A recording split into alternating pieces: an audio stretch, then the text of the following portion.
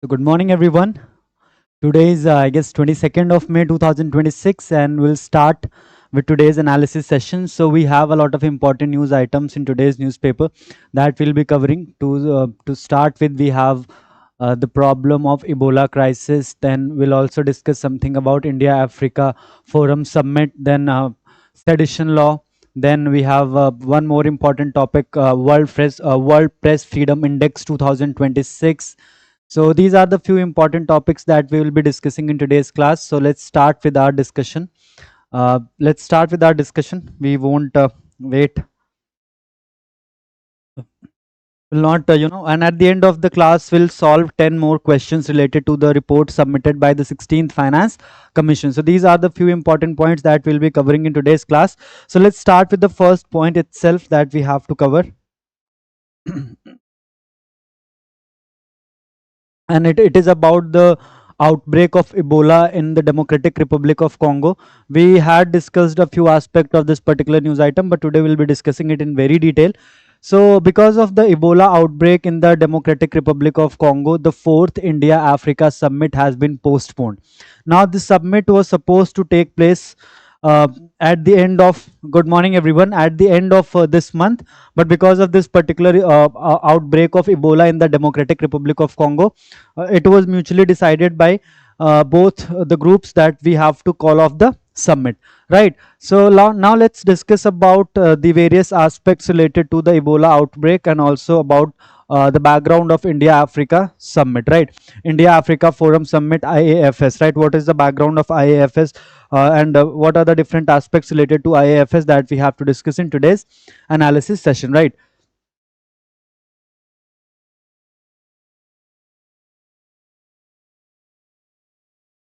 So first thing first, we'll start our discussion with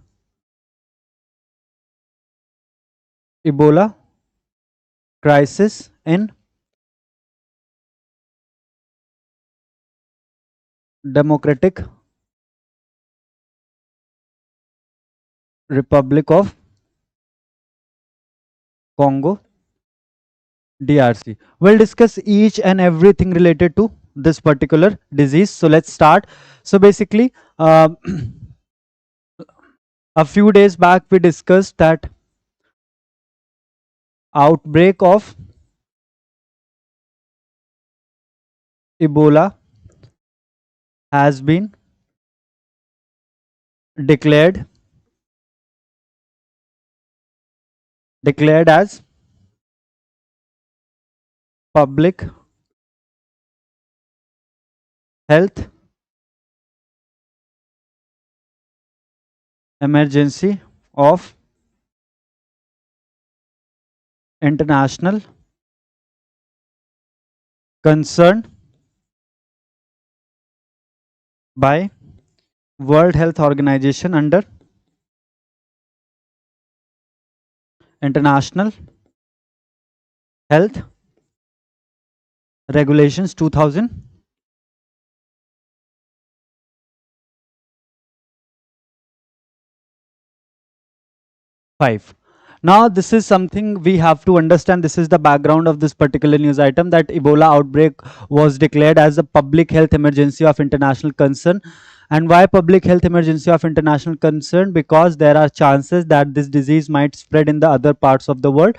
But at this point of time, this particular disease is only limited to the Democratic Republic of Congo. It is contained in Democratic Republic of Congo, but there are chances, and also World Health Organization wants that a lot of measures should be taken by all the countries to contain the outbreak of Ebola virus, right? So this is the first statement which is of extreme importance. Now let's talk about the disease itself. Why this particular disease why this particular disease is of such great relevance at this particular point of time. So first we'll discuss a brief background of this particular disease.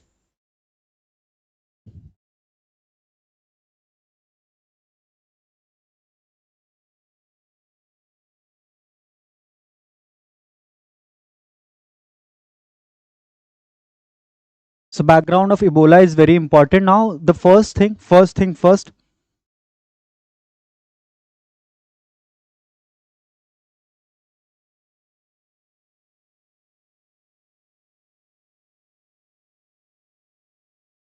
So let's start with the first point. So the first point is that it was identified for the first time in 1976. So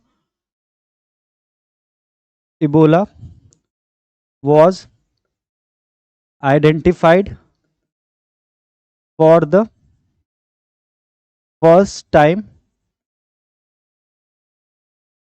in 1976 in DRC. DRC stands for Democratic Republic of Congo near Ebola River. So now you must have understood why this particular disease has been given the name of Ebola, because for the first time it was identified near the Ebola River in the Democratic Republic of Congo. That's why this particular disease has been given the name of Ebola. Right, now moving on to the next important point. It is a zoonotic virus. Zoonotic virus का मतलब क्या होता है? What do we understand by the term zoonotic virus? That it primarily it spreads from animals to human, like COVID. Primarily COVID किससे spread हुआ था? Bat से ना, चमगादड़ों से, right? So it was a zoonotic virus. It spreads from animals to human, or specifically if we talk about the specific animal, then fruit bats are the natural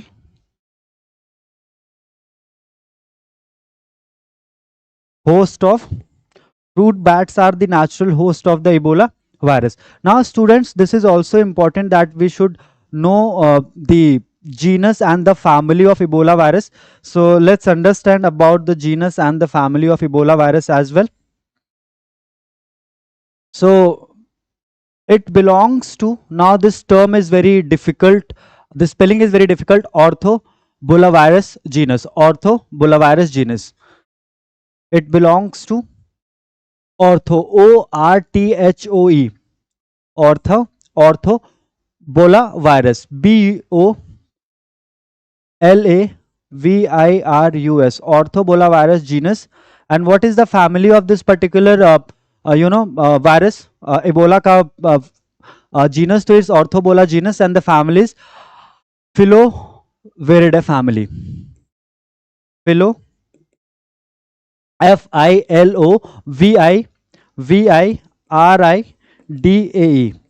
So genus and family are absolutely different.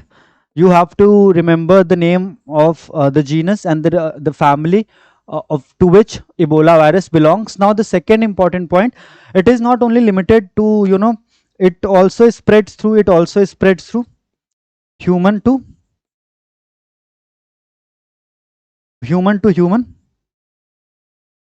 contacts. If a healthy person comes into the direct contact of an infected person, then also there are chances that the healthy person or the healthy individual will contact Ebola virus. Now the most problematic thing with Ebola virus is that the fatality rate. Fatality rate is, it varies from 25% to 90% depending upon the variant of the Ebola virus, that which specific variant uh, uh, or the person is infected with which specific variant of the Ebola virus. So the fatality rate might vary from 25% to 90%, and this is a very high fatality rate which makes Ebola a very dangerous virus. So these are 1, 2, 3, 4, 5 points related to the background of Ebola which are of extreme importance. The first one is, it was identified in 1976 near the Ebola river in Democratic Republic of Congo. It is a zoonotic virus, which means that it spreads from animals to human, and primarily fruit bats are the natural host. It also spreads from human to human through direct contact, and fatality rate is 25% to 90%. It belongs to orthobulavirus genus of Filoviridae family. Filoviridae family. So these are the few points related to the Ebola virus. Now moving on to the next important aspect of this particular topic. Now because of the Ebola virus, India Africa Forum Summit has been postponed.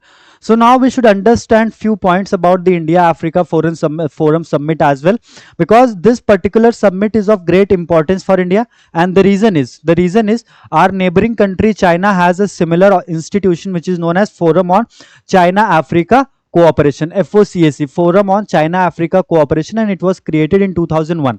And through Forum on China Africa Cooperation, China has invested close to $170 billion in the African continent, and that is the main reason that why China is able to mine so much of rare earth minerals and critical minerals from the African continent, right? So India was trying to establish a same model, and the entire idea of India Africa Forum Summit is quite important for India, given the relevance of critical minerals and rare earth magnets in the 21st century and the scarcity of these minerals and magnets, right? So let's start with our discussion related to the India Africa Forum Summit 2026.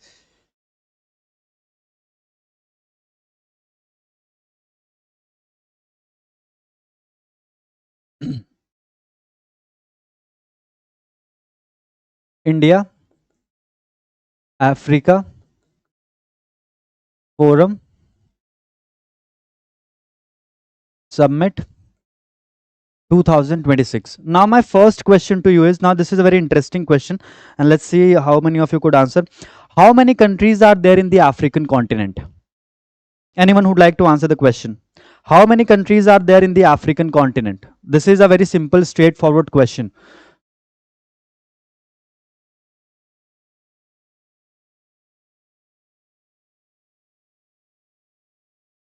Total number of countries in the African continent.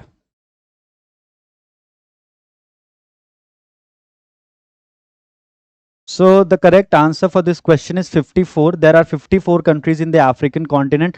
Please remember this. This is extremely important. Now moving on to the next important point related to the India Africa Forum Summit per se. So now this particular institution was created in,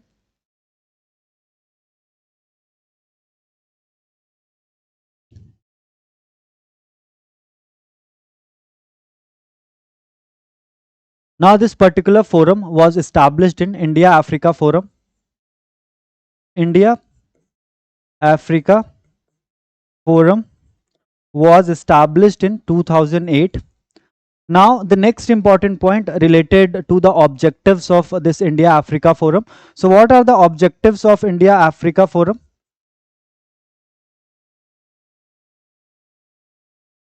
So, let's talk about the objectives of India Africa Forum as well. So, there are mainly there are three objectives of India Africa Forum जिनके बारे में हम discuss कर लेते हैं, and then we can move to the next point. So, what are these three objectives of India Africa Forum? So the first objective is to deepen mutual cooperation. So to increase or to deepen mutual cooperation. So basically this particular platform would be, one-stop shop for all kind of issues related to India African continent, and this will actually help in strengthening the mutual cooperation between these two countries. Now moving on to the second objective of this particular forum. The second objective of this particular forum is to provide support to African countries, provide support to African countries. And in what areas we want to provide support to the African countries? In the field of health, education and human resource development, primarily to provide support to African countries in development of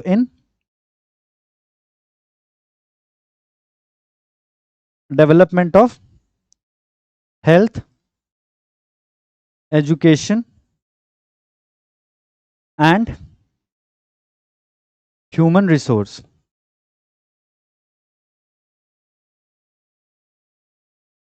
And what is the third objective? So the third objective is to strengthen economic ties between African continent and India, right? So these are the few facts related to the India Africa Forum Summit. Now these are the three objectives of India Africa Forum Summit. Now moving on to the background of this entire summit. So let's talk about the background. So the first summit, now the first summit, students, took place in 2008, and this summit took place in New Delhi. Second summit took place in 2011. Now the second edition of this particular summit took place in Addis Ababa, and the third summit took place in 2015, again in New Delhi. Right. So these are the few points related to the background of this particular summit. Now, for the first time in 2015, this might be one important point. For the first time in 2015, all 54 nations or all 54 countries of the African continent participated in India Africa Forum Summit. Right now, the fourth edition of this particular summit was supposed to take place in the month of May 2026. At the end of this month, India Africa Forum Summit was supposed to take place, but because of the outbreak of Ebola virus, both the entities, India and African continent, has decided that we should postpone the summit, because World Health Organization has already declared Ebola outbreak as public health emergency of international concern. So primary objective of the African continent is to contain the spread of Ebola virus, right? So we have discussed everything related to India Africa Forum Summit, and also the background of Ebola, and also the Ebola crisis which is happening in the Democratic Republic of Congo. So you can visit all these three slides to understand the first important concept that we have discussed in today's class, right? So यहाँ तक सारी चीजें आपको समझ में आ रही हैं? Are you getting my point? So we can move to the next topic, and the next topic is also of great relevance for your examination, and this might be one relevant topic for the legal reasoning section as well, because this is the latest development regarding the sedition law. So we'll discuss each and everything related to the sedition law, how things have evolved since 1937, when Thomas Macaulay for the first time drafted the provision related to sedition law. Then comes the next important development in 1870, then comes the next important development in 2022, and finally comes the next important development in 2023, when the government of India replaced Indian Penal Code with Bharatiya Nyaya Sanhita, right? So moving on to the next important point, and today by the end of this class I want a minimum of 25 to 30 likes on this video, because today is going to be a very interesting class. You will see a lot of important facts specifically related to the law entrance examination in India, and you will see that if you look at the past year papers of the all these entrance examinations, you will find similar questions in the examination. So this particular class is of great importance, so that's why you have to just give a share your love on this particular class. So basically, this is the main heading: sedition trials can go on if accused is willing, said by the Supreme Court of India. First, we'll read the highlighted portion of this article just to understand the background of this entire topic, and then we'll discuss in detail this particular topic, which is sedition law. Now, the first important point that we have to discuss: 4 years after putting on hold trials in sedition cases in courts across the country, the Supreme Court on Thursday said that they could proceed with trials and appeals involving the offence of sedition under Section 124A of the Indian Penal Code if the accused has no objection. So basically, students, sedition was an offence. Sedition was an offence.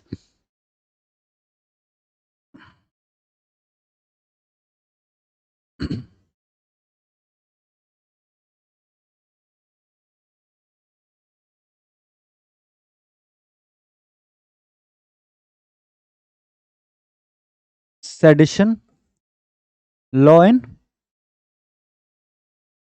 India. So first, let's understand what is the definition of sedition. What is actually sedition? Now, let's start with the definition of this particular law.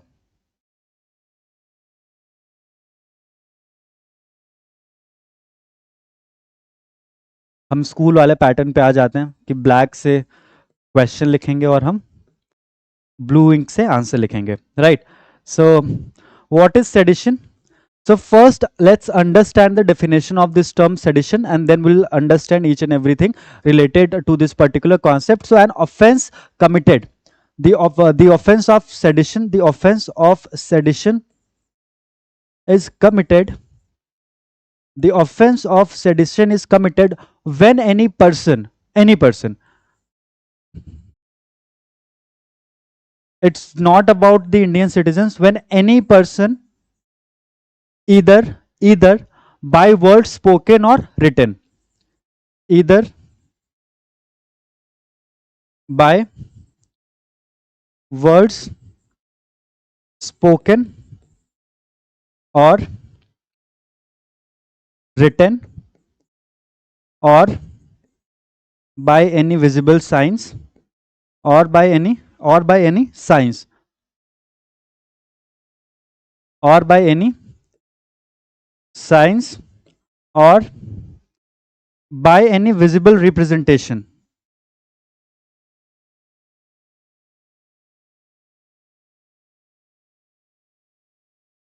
or by any visible representation, right? brings or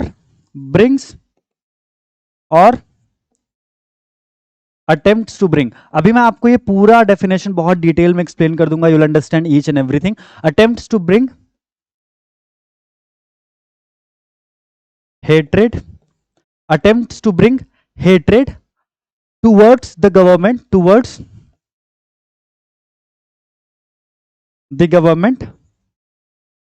established by, towards the government established by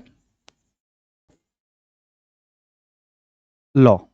Now this is the definition of the offense of sedition, that if by words spoken or written, अगर आप कुछ लिखते हैं या आप कुछ बोलते हैं या किसी साइन के थ्रू या किसी विजिबल रिप्रेजेंटेशन के थ्रू आप या तो वो चीज करते हैं या ऐसा आप अटेम्प्ट करते हैं जिससे जो स्टैब्लिश्ड गवर्नमेंट है उसको थ्रेटन हो सकता है, या bring hatred towards the government established by law, either hatred or disaffection. कि अगर आप अपने एक्शंस के थ्रू कुछ ऐसा करते हैं जिसकी वजह से जो गवर्नमेंट एस्टैब्लिश्ड बाय लॉ है उसकी स्टेबिलिटी को थ्रेट पहुंच सकता है, तो this particular offence is termed as offence of sedition. अब आप ये बता दीजिए आपको ये समझ में आ रहा है, ये डेफिनेशन आपको सेडिशन की समझ में आई, यस और no?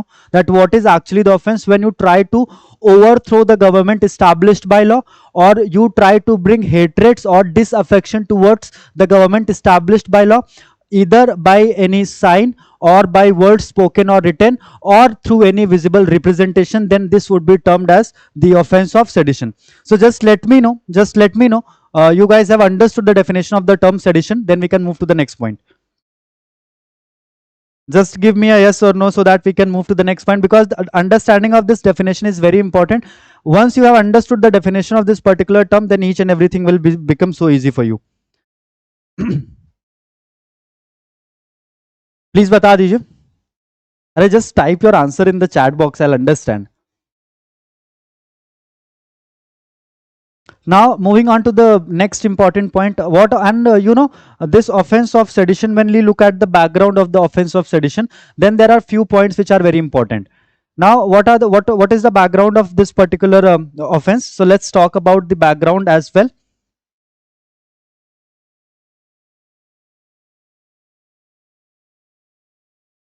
Background of sedition and the contemporary development. Now when we talk about the background of this particular offense of sedition, then for the first time the law was drafted by Thomas Macaulay in 1837.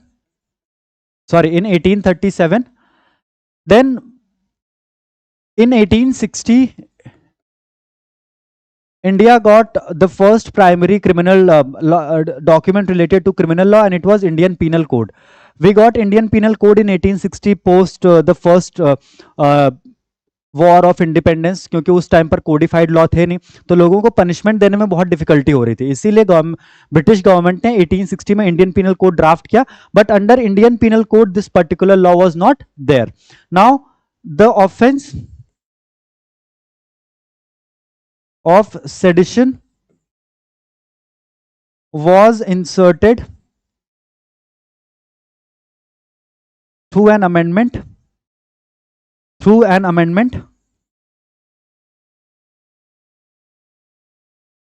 in 1870. 10 years after the Indian Penal Code was drafted, this offense of sedition was inserted in the Indian Penal Code through an amendment in 1870, and it was inserted through section 124A. Now, what is the definition of sedition under section 124A? So for the definition, you can skip to the last slide. You can just move to the last slide, and this is the definition of the term sedition, right? So यहाँ से हम definition समझ लिया हमने, यहाँ से हमने इसका जो पूरा journey था वो समझ लिया. Now students, the next important development, and it was a criminal offense. Of course, it was a criminal offense under Indian Penal Code. It was a criminal offense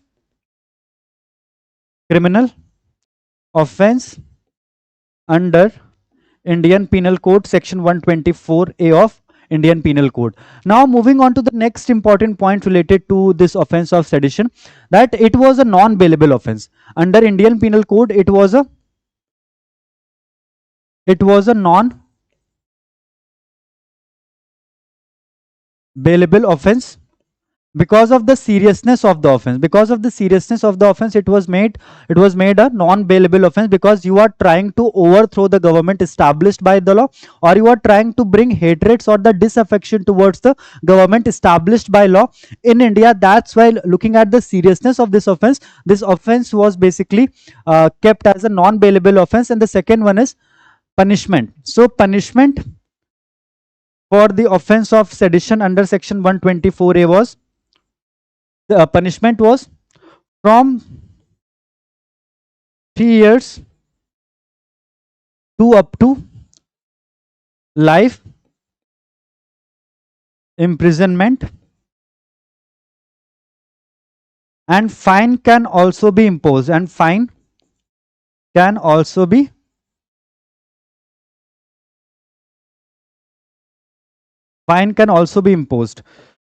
So now when we talk about section 124A of Indian Penal Code, now Indian Penal Code has been replaced with Bharatiya Nyaya Sanhita. That is altogether a different thing, and we'll understand that particular context as well.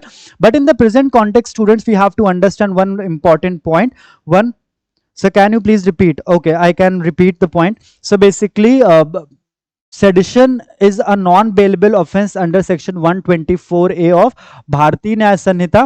The punishment for this particular offense is from 3 years to up to life imprisonment, and depending upon the circumstances, a fine can also be imposed. And what is sedition? When a particular person, or when the accused, either by words spoken or written, or by making any kind of sign, or through any visible representation, अगर वो कोशिश करता है to bring hatreds or attempt to bring disaffection towards the government established by law, then it would amount to the offense of sedition. अगर आप government established by law को आप overthrow करने की भी कोशिश करते हैं, then that would also amount to the offense of sedition. So basically you can connect why this particular law was brought by the British government in 1870, क्योंकि उस टाइम पर बहुत सारे इंडियंस जो थे वो क्या करना चाहते थे, वो ब्रिटिश गवर्नमेंट को ओवर पावर ही करना चाहते थे, ओवरथ्रो ही करना चाहते थे. That's why this particular offence was made a criminal offence under Indian Penal code. Right, now moving on to the next important point related to this particular issue. So this is about sedition. Now what happened, students? What happened now? Finally, the Supreme Court of India in 2022, did something very interesting.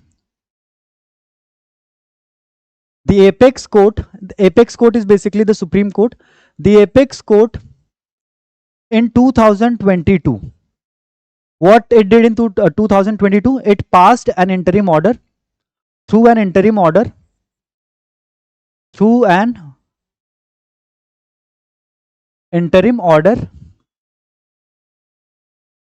through an interim order, it suspended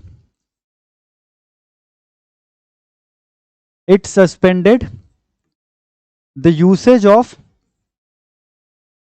section 124A of IPC, section 124A of IPC, and staying all pending criminal trials, and staying all pending criminal trials and proceedings across India.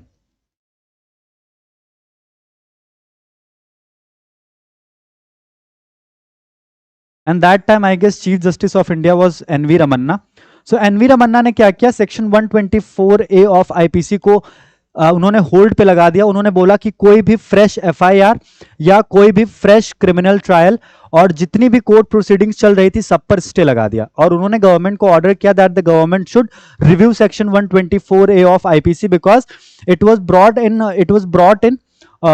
1870 under the different kind of circumstances, and also somehow section 124A of IPC, section 124A of IPC used to curtail freedom of speech and expression. Now students, we know this particular freedom is provided under article 19 clause 1 subclause A, freedom of speech and expression. But this freedom of speech and expression sir government मतलब political party in power, no, government मतलब political party in power नहीं, government मतलब union of India through which you can destabilise the government, through which you can create some internal problem within the country. When we say government of India, we don't refer any particular political party. We refer to the elected members, the group of elected members, right? So because political party में Bharatiya Janata party has 120 million members, 12 crore member है. तो ऐसा थोड़ी ना कि अगर आप किसी भी मेंबर के अगेंस्ट कुछ बोलेंगे तो that would amount to sedition. It is specifically restricted to the Union of India, sorry government established by law. वो यूनियन गवर्नमेंट भी हो सकती है और वो स्टेट गवर्नमेंट भी हो सकती है, right. Moving on to the next important point.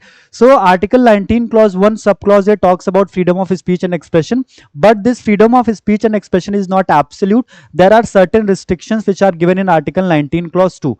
Restrictions on freedom of speech and expression are given under article 19 clause 2, and one of the restriction is that no one should make a statement which can affect the integrity and sovereignty of our country, right? So basically क्या हुआ कि अब apex court ने 2022 में जितनी भी criminal trials और proceedings थी सब पर स्टे लगा दिया था. तो लेटेस्ट डेवलपमेंट क्या है, अभी सुप्रीम कोर्ट ने क्या बोला है कि अगर किसी भी पर्टिकुलर केस में अगर कोर्ट ने स्टे लगा दिया सेक्शन 124A पे, बट अगर अक्यूज्ड चाहता है, if the accused is willing to proceed with the trials and appeals involving the offense committed under section 124A of IPC, then it can proceed. Only the approval of the accused is necessary to proceed with the trials and proceedings of under section 124A of IPC. And why it is happening? Because there is a person who is in jail for last 17 years involving sedition charges, and he wants to proceed with the trials and proceedings, and he also wants to file an appeal under section for section 124A of IPC. That's why the Supreme Court have made it absolutely clear that if any particular person wants to file an appeal for the commission of the offense of sedition, then he or she can do the same. Now this is about the definition of sedition, which is given in section 120, which was given in section 124A of Indian Penal Code 1860. But students, in 2023 the government of India brought a new law which was known as Bharatiya Nyaya Sanhita. Bharatiya Nyaya Sanhita replaced Indian Penal Code in 2024 effectively from 1st of July 2024. Then we will also discussed about the background of sedition law in India. Then also we discussed about the latest order of the Supreme Court of India, which was passed by the Supreme Court in 2022. Now let's talk about the last aspect. So Bharatiya Nyaya Sanhita 2023, popularly known as BNS, replaced Indian Penal Code in 2023. Now the interesting part is, though the Supreme Court of India has stayed section 124A of IPC, but union government ने क्या किया, उन्होंने section 152 introduce किया. They introduced section 152 was introduced in Bharatiya Nyaya Sanhita, and which has similar features like Indian Penal Code. अब जो offence of sedition Indian Penal Code में defined था, उसको गवर्नमेंट ने सेक्शन 152 में भारतीय न्याय संहिता में रिप्लेस कर दिया, and it has similar features as of the term sedition or as of the definition given in the Indian Penal Code of the term sedition. But section 124 में government ने कहीं भी सेडिशन वर्ड का use नहीं किया है. So the government was very careful, they never use the word sedition in section 152 of Bharatiya Nyaya Sanhita, but at the same time the gist is entirely UAPA is something different. UAPA is basically to prevent unlawful activities which can affect the government of the day, or which can affect the law and order established in the society. And sedition is something when you are trying to overthrow the government. That is Unlawful Activities Prevention Act, right? And that is a specific law, na? That is a specific law. So there is a difference between a general law and a specific law. Now let's talk about अभी dowry death का बहुत issue चल रहा है ना, जो मध्य प्रदेश में हुआ. सो डाउरी डेथ के अंदर भी क्या होता है, किसी का डेथ होता है, और मर्डर में भी किसी का डेथ होता है. But dowry death is a specific law, and murder, normal murder, simpliciter is a general law. So there is always a difference between a general law and a specific law, right? So let's talk about the next important point. So almost we have discussed each and everything related to this particular topic. Now we can move to the next topic that we have to discuss, and we are already we have like 36 minutes हो गए session को start में, and we'll try to cover the entire session within an hour. Now this might be relevant for one day law entrance examination apart from CLAT. Every other law entrance examination which is conducted in India, this news might be relevant for them. So basically recently the Defense Minister of India, Mr. Rajnath Singh, has unveiled or inaugurated a Indian War Memorial. अब ये Indian war memorial कहां पे inaugurate किया है? तो it is inaugurated in the south Korea. South Korea में भी कहां पे? सो पार्क का नाम याद रखिएगा, Imjingak park. Imjingak. See my Korean pronunciation is not that good. Imjinak Park in South Korea, and it was unveiled by, or it was inaugurated by, Rajnath Singh Indian War Memorial in the Imjinak Park of, and this park is in Seoul. Seoul is the capital of South Korea, and this particular park was launched while commemorating the 75th anniversary of Korean War. So while commemorating the 75th anniversary of the Korean War, the government, or the Defense Minister of India, has inaugurated a war memorial in the Imjinak Park of Seoul, South Korea. And in this particular war of, this Korean War of 1952-1953, I guess it started in 1951. So उसमें Indian forces ने भी बहुत ज्यादा help किया था, तो इस वजह से ये वॉर मेमोरियल इस्टेब्लिश किया गया. Now moving on to the next important aspect.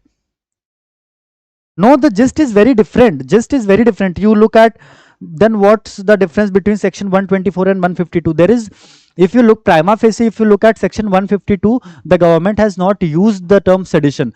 Their gist is almost same, but the government has, was very cautious while using the terms in section 152, and they have not used the term sedition, right? Gist is similar. और punishment क्या है? जैसे Indian penal code में punishment थी 3 years से लेकर के life imprisonment हो सकता था. अब अंडर भारतीय न्याय संहिता द punishment was 7 years से लेकर के आपको लाइफ इंप्रिजनमेंट हो सकता है. सो ऑलमोस्ट सारे फीचर्स सिमिलर है, right? Now students, moving on to the next point. So the Supreme Court has said that the criminal justice system should be more victim centric. Now hope India will play a role in ending Russia-Ukraine conflict. So Indian Prime Minister has recently participated in the third Nordic summit. And Nordic countries are basically a group of 5 countries. So recently Indian Prime Minister have participated in the same summit. And all the five countries which are the members of the which are basically the part of Nordic countries, they have asserted in a similar tone, in a same tone, they have said that India can play a very significant role in ending Russia Ukraine conflict, because Indian Prime Minister or the government of India shares a very good bond with the Russian government, and we have a long history with the Russian Federation, right? So India can play a very important role, and the same thing was asserted by the Prime Minister of Finland, Mr. Petri Orpo. Mr. Petri Orpo, right? So now moving on to the next important point related to this particular newspaper. So a few days back, there was a resolution in United Nations General Assembly related to the climate change. So basically, India has abstained from the voting, and out of 193 members, 193 members, आपको बस इतना याद रखना है, out of 193 members, 141 were in the favor of the motion, 8 were against the motion, and 28 countries abstained from the voting. So India was also one of the country which abstained from the voting, and this particular resolution was related to a particular proposition, and that particular proposition was that each and every country has to comply with their climate obligations. So India has abstained from the voting, right? हाँ, section 152 use हो सकता है, absolutely correct, section 152 use हो सकता है, right? Now moving on to the next point. So by the end of this class, I mean, I want a minimum of 25 likes. That is your responsibility, because see, I come every day at 7:45 and I start reading newspaper at 5 in the morning. Then I prepare a test. Then I prepare the notes of the newspaper, right? So this is a very long process, right? Now, this particular article is authored by Ms. Gitanjali J. Angmo. She is the founder of Himalayan Institute of Alternatives, Ladakh. And I mean, I shouldn't be saying this, but she's also the better half of Mr. Sonam Wangchuk. Recently, Sonam Wangchuk was detained under the National Securities Act. NSA के violation के लिए सोनम वांगचुक को last year सितंबर में government ने detain कर लिया था, and he was freed in the month of March 2026. Now, for a very long period of time, Wangchuk family is fighting for the autonomy of the Ladakh, the territory of Ladakh. And for a very long period of time, they are demanding the restoration of statehood for Ladakh, and also special protection must be provided under the 6th schedule. So we will discuss a few points related to this particular issue. What is section 6th schedule to the Indian Constitution, and what is this entire idea of special protection, right? So let's talk about the idea of 6th schedule, and then we'll move to this article. So anyone who would like to tell me what is this entire idea of 6th schedule of the Indian Constitution? I'll be more than happy अगर कोई मुझे बता देता है कि what is the idea of 6th schedule of Indian Constitution. Anyone? What is 6th schedule of the Indian Constitution? I'm waiting for your responses. 6th schedule. And we have been discussing it for a very long period of time. Polity में बहुत important part हो सकता है 6th schedule. So basically 6th schedule, it provides for the administration of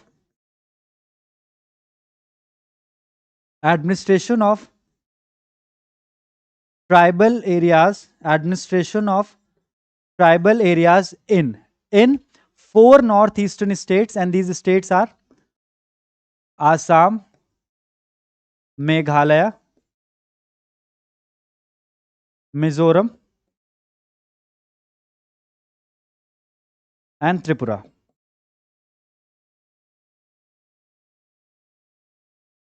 Up students, how these administrative rights are provided to these tribal areas in the state of Assam, Meghalaya, Mizoram, and Tripura. So basically जो tribal areas हैं,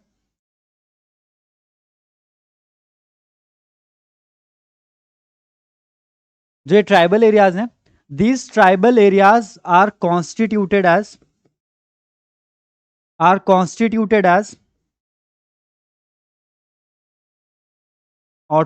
districts,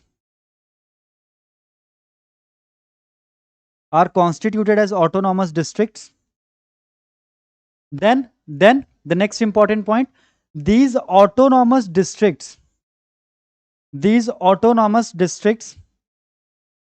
are governed by, these autonomous districts are governed by, now this is important point, autonomous district council. These autonomous districts are governed by autonomous district council. अब ये जो autonomous district होते हैं, इनको organise और reorganise करने का power किसके पास में होता है? So the power to organize and reorganize these ADCs, autonomous district council, to power to organize और रीऑर्गेनाइज कि किस एरिया को ट्राइबल एरिया नोटिफाई करना है, किस पर्टिकुलर एरिया ट्राइबल एरिया को as a autonomous district notify करना है. This power lies with the governor of that particular state. So governor is empowered to organize and reorganize tribal areas for the implementation of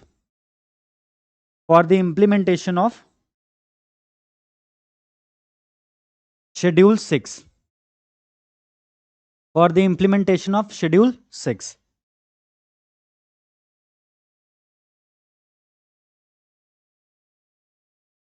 Right. So this is how this entire 6th schedule works. That first it provides administrative rights to the tribal areas.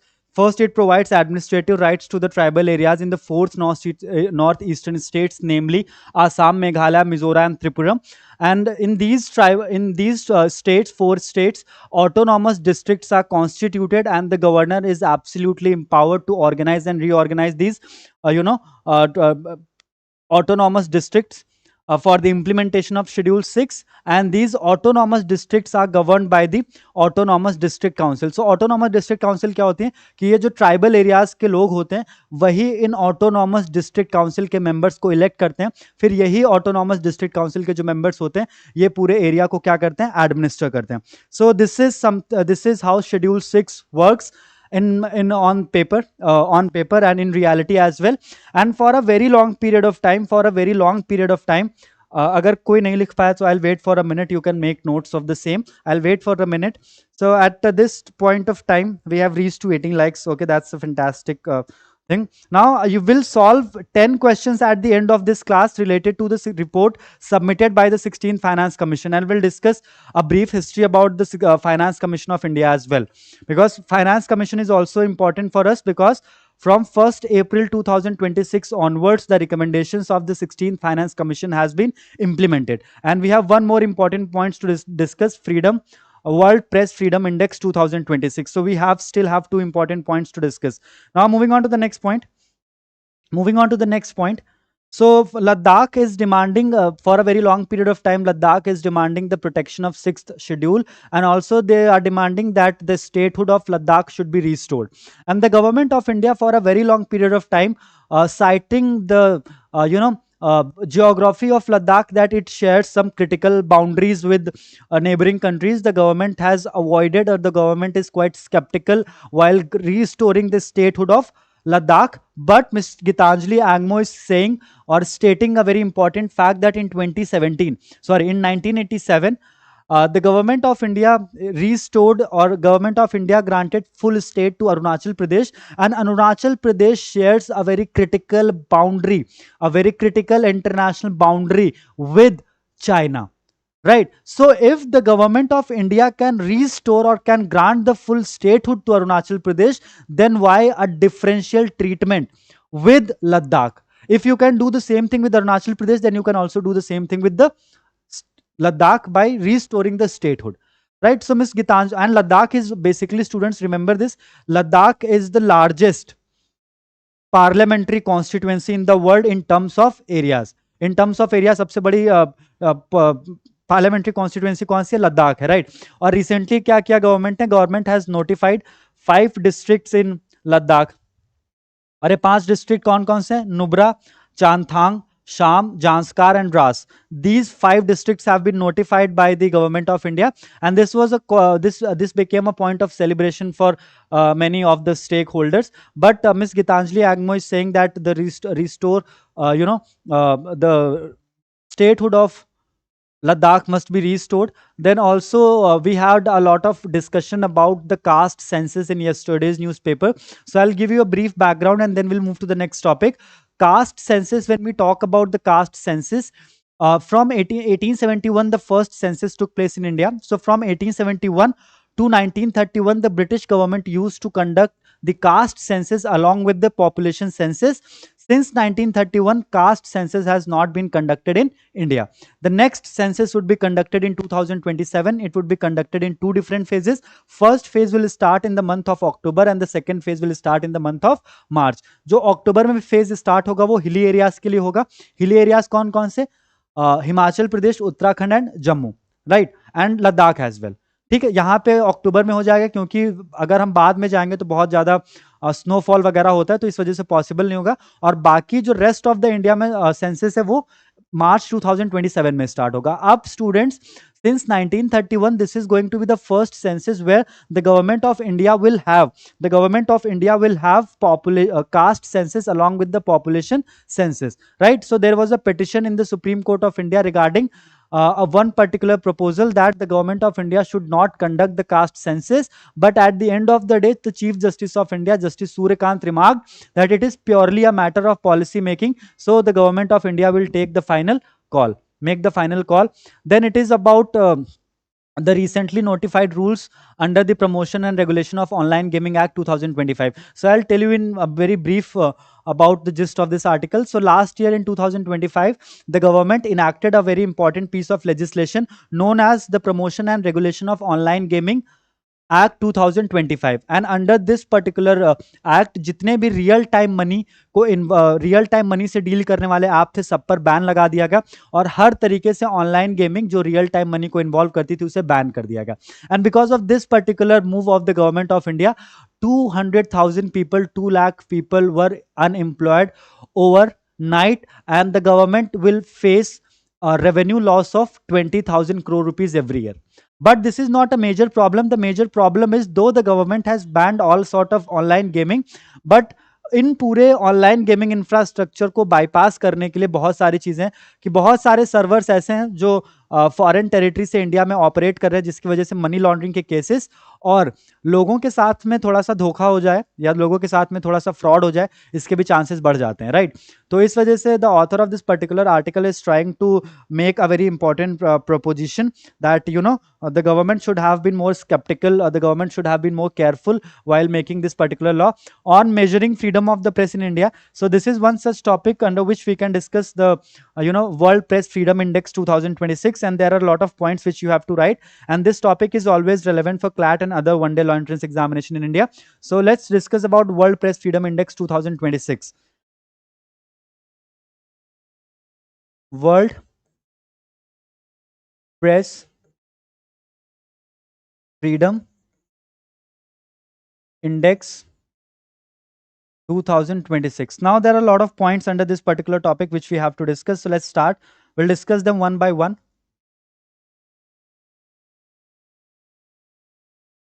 First thing first, this index is published by an organization named published by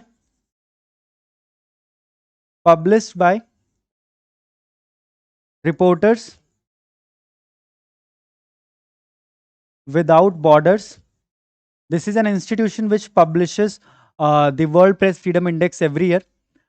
Now the next important point, total number of countries under World Press Freedom Index. Total countries are 180. First rank, Norway. 10th consecutive year. 10th consecutive year.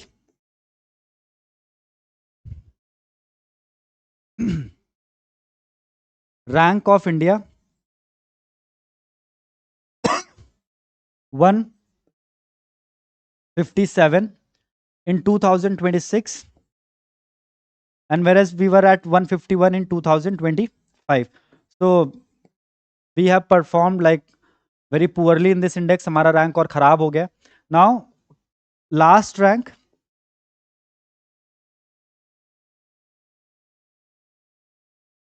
the last rank is of Eritrea, the African continent, Eritrea. Now moving on to the next important point. So there are 5 parameters, students, which we have to discuss, जिसके basis पर इस report को prepare किया जाता है, World Press Freedom Index को prepare किया जाता है. There are 5 parameters, and what are these 5 parameters?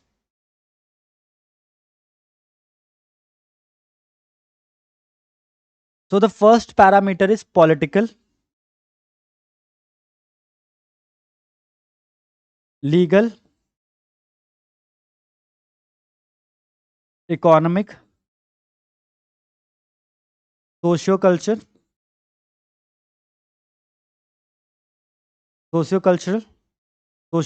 and finally the 5th parameter is safety of the journalist. Now, when we talk about students, World Press Freedom Index, India has been kept in a very serious category, and why India has been kept in very serious category? The reason are, there are primarily 2 reasons why India has been kept under the very serious category. The reasons are 2. First is violence against journalists, and the second point is, now second point is also very important, highly concentrated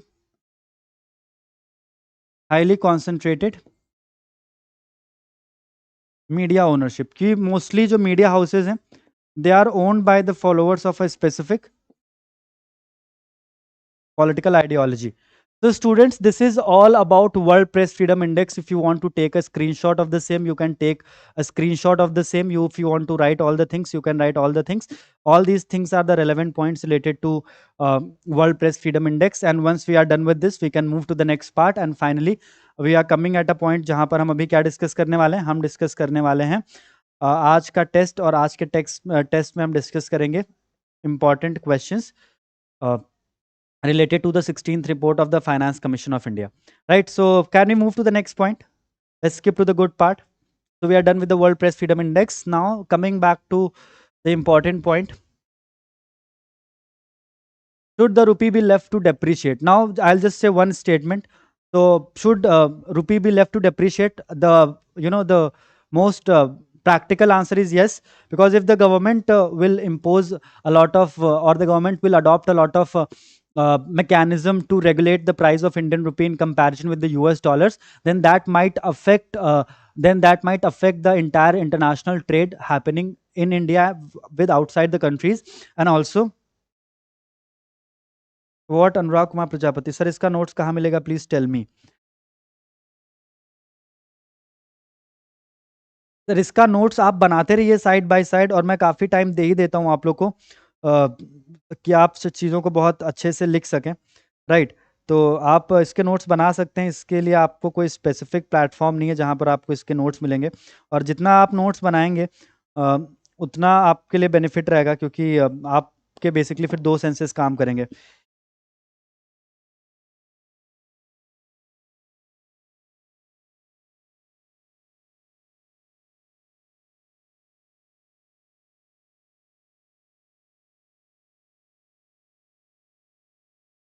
So basically, the primary difference between somebody has asked Prekshita, UAP and sedition. So basically, Prekshita, the primary difference between UAP and sedition is that UAP is more of terror activities. It involved the commission of terror activities or funding of the terror or funding or commission of the terrorist acts, right?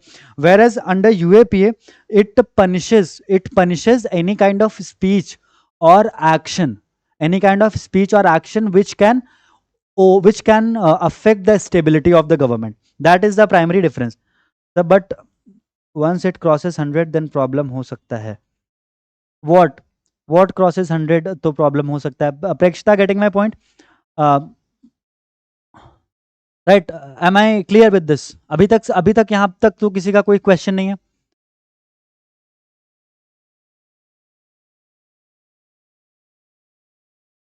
Right? Are we clear with this?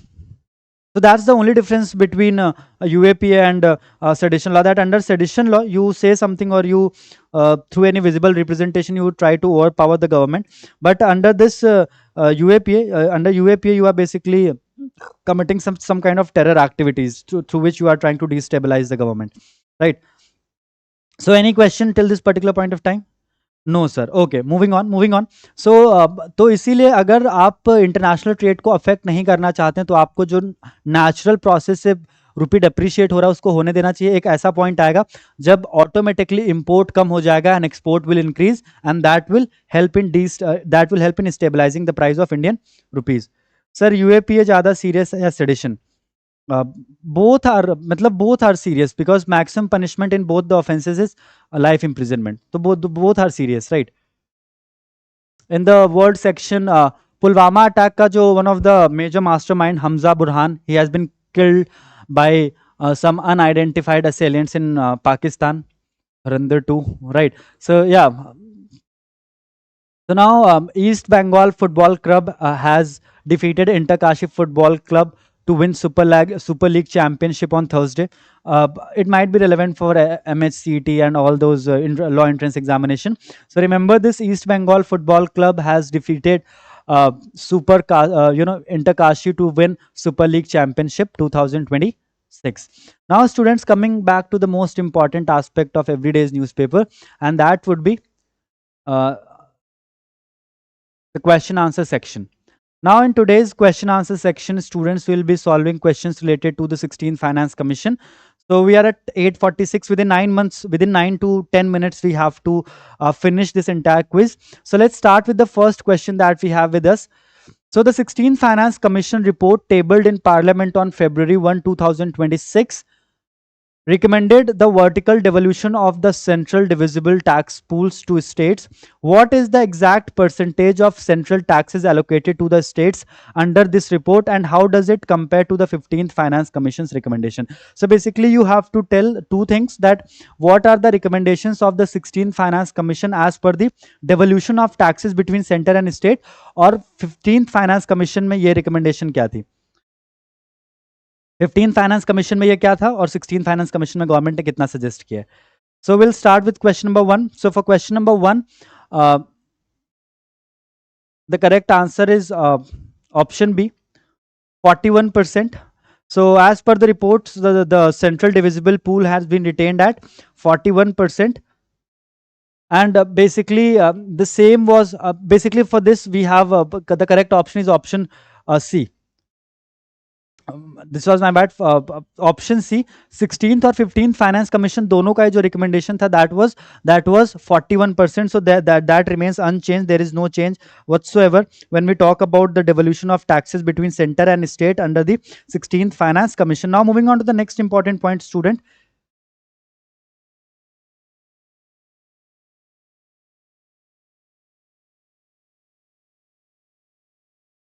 Now moving on to the next point. The 16th Finance Commission introduced a major recalibration in the criteria used for horizontal devolution among states. Which of the following parameters was newly introduced with 10% weightage, and which existing parameter from the 15th Finance Commission was dropped entirely? So you have to tell the reason. You have to tell us that while giving the horizontal devolution of taxes there were certain parameters. तो आपको ये बताना है कि 16th finance commission में कौन सा नया पैरामीटर इंट्रोड्यूस किया गया, और 15th फाइनेंस कमीशन का कौन सा ऐसा पैरामीटर है जिसको ड्रॉप किया गया. For question number 2 we have 4 options. Contribution to GDP introduced, tax effort was dropped, demographic performance was introduced, area was dropped, income distance was introduced, forest and ecology was dropped, tax effort was introduced, population was dropped. Anyone? Question number 2. For question number 2, the correct option is option A. So the revised criteria under 16th Finance Commission, the new criteria is contribution to GDP, it is introduced, and tax effort was dropped while deciding the devolution of taxes between center and state. Now we'll move to question number 3. under the horizontal devolution formula of the 16th Finance Commission, how is income distance natively defined for calculating the interstate equity distribution? तो थोड़ा सा आज difficult side में थोड़ा सा, क्योंकि ये बहुत इजी टॉपिक है, इसमें अभी हम 4-5 fact at the end of the class discuss करेंगे and you will understand each and everything, right? So the gap between a state's per capita GSDP, gross state domestic product, and the national average per capita GDP, the gap between a state's per capita income and the per capita GSDP of the single highest income state, the gap between a state's per capita and the average per capita GSDP of the top 3 large states with the highest income levels, the difference between the revenues generated by the direct taxes and indirect taxes within a state. Question number 3, what is the correct answer for question number 3? So for question number 3, the definition of income distance, the definition of income distance is basically the gap between a state's per capita GSDP and the average per capita GSDP of the top 3 large states with the highest income levels. तो जो किसी state का gross state domestic product होता है उसके बीच उसका और जो टॉप 3 स्टेट्स हैं उनका जो ग्रॉस स्टेट डोमेस्टिक प्रोडक्ट होता है उसके बीच का difference is known as income distance. Now moving on to question number 4, the 16th Finance Commission was systematically streamlined its grant in aid model. Which of the following sets of grants previously recommended under the 15th Finance Commission has been completely discontinued for the 2026 to 31 award period? Rural body local grants and urban body local grants, revenue deficit grants, sector specific grants and state specific grants, disaster management grants and state disaster relief funds, special infrastructure grants and urbanization premium grants. Question number 4. So for question number 4, the correct option is option A. Option B. Revenue deficit grants, sector specific grants और state specific grants जो होते थे उन्हें 16 finance commission ने drop कर दिया for the period of 2026 to 31. Then comes question number 5. Local body grants recommended by the 16th Finance Commission are strictly conditional upon the fulfillment of entry level criteria. Which of the following is not an entry level condition mandated by the Commission for the states to access these funds? The first option is constitution of the local bodies as per the provisions of the Constitution, publication of the provisional and audited accounts of the local bodies in the public domain. Then we have option C, timely constitution of the State Finance Commission, and option D, achieving a mandatory 15% annual growth in municipal property tax collection. So for question number 5, which is the correct option for question number 5? For question number 5, the correct option is option D. So local body grant recommended by the 16th Finance Commission are strictly conditional upon the fulfillment of the entry level criteria. Which of the following is not an entry level condition? So this particular option D is not a mandatory condition which needs to be fulfilled for the grants to be received under the 16th Finance Commission, and that is achieving a mandatory 15% annual growth in municipal property tax collection. अगर कोई ये this is not a condition कि अगर कोई municipal corporation 15% का property tax collection achieve नहीं करता है, उसमें ग्रोथ नहीं अचीव करता है, तो उसको बेसिकली 16 फाइनेंस कमीशन के अंडर ग्रांट रेट्स नहीं मिलेंगे. This is a false statement. अगर वो 15% का ग्रोथ नहीं भी अचीव करता है, then also that state that municipal corporation is eligible to receive the grants. Then the 16 finance commission allocated an urbanization premium as one time grant to support structural rural to urban transition. What is the total financial outlay embarked for this premium and what is its specific target objectives? 56,100 crore, 10,000 crore, option C 2,04,401 crore, and option D 4.4 lakh crore. So for question number 6, the correct option is option B. 10,000 crore rupees has been allocated as an urbanization premium under the 16th Finance Commission as a one-time grant. Now this is the most important question. For the allocation of disaster management grants, the 16th Finance Commission has recommended a total corpus of 2,04,401 crore. What is the specific cost sharing ratio mandated between the center and states for northeastern Himalayan states and other states respectively? तो जो total corpus create किया गया disaster management forum के लिए, उसके बीच में centre और state का कॉस्ट शेयरिंग क्या रहेगा? 50-50 for north eastern Himalayan state, 75-25 for all other states, 90-10 for north eastern states Himalayan states and 75-25 for all other states, 100% central funding for north eastern and Himalayan states, 50-50 for all other states, 75-25 for north eastern states Himalayan states and 90-10 for all other states. What is the correct option for question number 7? For question number 7, the correct answer is option B. 90:10 for northeastern and Himalayan states and 75-25 for all other states. So for disaster management जो cost sharing होगा वो 90:10 होगा north eastern और Himalayan states के लिए, 75-25 for all other states. Now this is also important. In its prudent fiscal management roadmap, the 16th Finance Commission has set specific targets for fiscal deficit and long-term public debt. What are the designated fiscal deficit limit for the center and state to be achieved by the year 2030-31? अब आपको ये बताना है 2030-31 तक हमें कितना physical deficit achieve करना है. For centre it is 4.5%, for state it is 3.5%, for option B for centre it is 3.0% and for state it is 3.0%. For center it is 3.5%, for state it is 3%. For center it is 4.3% and state it is 3.5%. What is the fiscal deficit which is to be achieved by 2030-31 by center and state? What is the target set? So for question number 8, the correct option is option C. For central government, the GDP deficit target has been set at 3.5%. For states, it is set at 3% of the gross state domestic product. Now coming to question number 9. Regarding structural reforms in public sector units, what explicit mandate has the 16th Finance Commission recommended for the state public sector enterprises that incur consistent operational losses?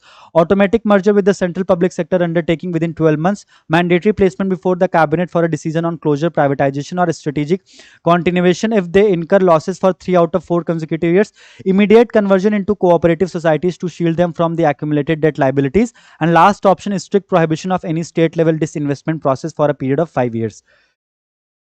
So अगर कोई public sector unit काफी लंबे time से loss में चल रही है, अगर कोई स्टेट पब्लिक सेक्टर एंटरप्राइज काफी लंबे टाइम से ऑपरेशनल लॉस में चल रही है, तो इसमें से क्या चीज रिकमेंड की है फाइनेंस कमीशन ने, क्या स्ट्रक्चरल रिफॉर्म सजेस्ट किए? So option B is the correct answer. Mandatory placement before the cabinet for a decision on closure. सबसे पहले क्लोजर होना चाहिए स्टेट पब्लिक एंटरप्राइज का या नहीं. दूसरा ये है प्राइवेटाइजेशन होना चाहिए या नहीं, या strategic continuation if they incur losses 3 out of 4 consecutive years. So basically हम उन्हें थोड़े टाइम के लिए कंटिन्यू करके देख सकते हैं, and whether will see they incur losses 3 out of the 4 consecutive years, then will shut down that particular state public enterprises, right? Now there are a few points related to the Finance Commission which you have to remember. This is the last question. According to the criticism highlighted in the report, what constitutional loophole or tax component reduces the united fiscal spaces of states because it is collected exclusively by the center and completely excluded from the divisible pool?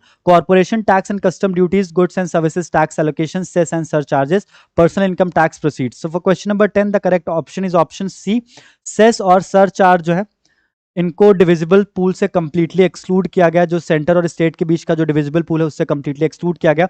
अब मैं आपको फटाफट 1 minute में कुछ finance commission के बारे में points बता देता हूं, then will wrap up today's session. Finance commission is a constitutional body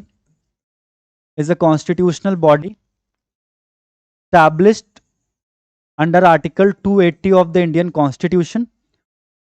Recently the government, the 16th Finance Commission has submitted its report, 16th Finance Commission.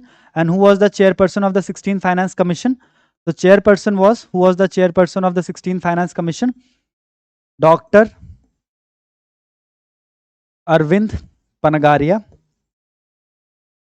And the recommendations of the 16th Finance Commission would be implemented for a period of 5 years from 2026 to 2031. First Finance Commission के chairman कौन थे? केसी नियोगी. और last finance commission जो था 15th finance commission, उसके chairman कौन थे? N K Singh.